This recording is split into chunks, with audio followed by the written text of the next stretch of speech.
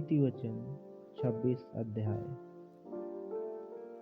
जैसा धूप काल में हिम का और कटनी के समय जल का पड़ना, वैसा ही मूर्ख की महिमा भी ठीक नहीं होती। जैसे गौरैया घूमते घूमते और सुपावेनी उड़ते उड़ते नहीं बैठती, वैसे ही व्यर्थ साप नहीं पड़ता।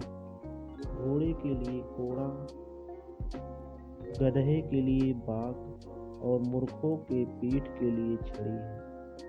मूर्ख को उसकी मूर्खता के अनुसार उत्तर ना देना, ऐसा ना हो कि तू भी उसके तुल्य ठहरे। मूर्ख को उसकी मूर्खता के अनुसार उत्तर ना देना, ऐसा ना हो कि वह अपने लेखे बुद्धिमान तक ठहरे। जो मूर्ख के हाथ से संदेशा भेजता है, वह मानो अपने पाँव में कुल्हाड़ी मारता और विष पीता है। जैसे लंगड़े के पाँव लड़खड़ाते हैं, वैसे ही मूर्खों के मुंह में नीति वचन होता है। जैसे पत्थरों के ढेर में मड़ियों की थैली होती है, वैसे ही मूर्ख की महिमा देनी होती है। जैसे मतवाले के हाथ में कांटा गड़ता है, वैसे ही मूर्खों का कहा हुआ नीति वचन दुखदायी होता है। जैसा कोई तीर जो अकारण सब को मारता हो, वैसा ही मूर्खों का बटोहियों का मजदूरी में लगाने वाला भी होता है। जैसे कुत्ता अपनी छांट को चाटता है, वैसे ही मूर्ख अपनी मूर्खता को दोहराता है। यदि तू ऐसा मनुष्य देखे तो अपनी दृष्टि में बुद्धिमान बनता हो, तो उससे अधिक आशा मूर्ख ही से है। आलसी कहता है कि मार्ग में सिंह है, चौक में सिंह है। जैसे किवाड़ अपनी चूल पर घूमता है, वैसे ही आलसी अपनी खाट पर करोटे लेता है। आलसी अपना हाथ थाली में तो डालता है, परंतु आलस्य के कारण कौर मुंह तक नहीं उठाता। आलसी अपने को ठीक उत्तर देने वाले 7 मनुष्यों से भी अधिक बुद्धिमान समझता है।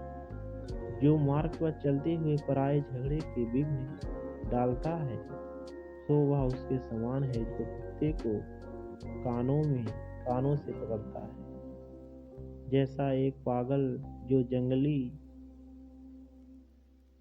लकड़ियां और मृत्यु के तीर फेंकता है, वैसा ही वह भी होता है जो अपने पड़ोसी को धोखा देकर कहता है कि मैं तो ठट्ठा कर रहा था।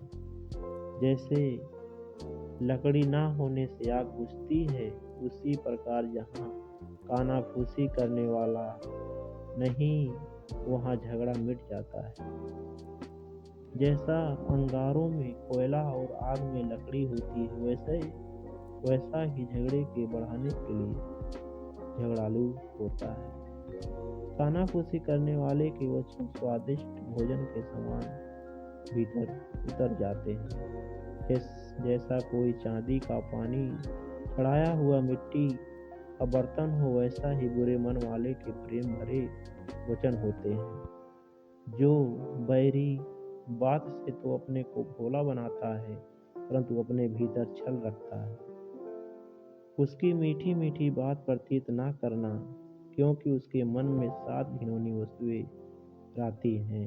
चाहे उसका बैर छल के कारण छिप भी जाए, तो उसकी बुराई सभा के बीच प्रकट हो जाएगी। जो गड्ढा खोदे वही उसी में गिरेगा, और जो पत्थर लुढ़काए वह उलट कर उसी पर लग जाएगा। जिसने किसी को झूठी बातों से घायल किया हो, वह उससे बैर रखता है, और चिकनी चुपड़ी बात बोलने वाला विनाश का कारण होता है। आमीन।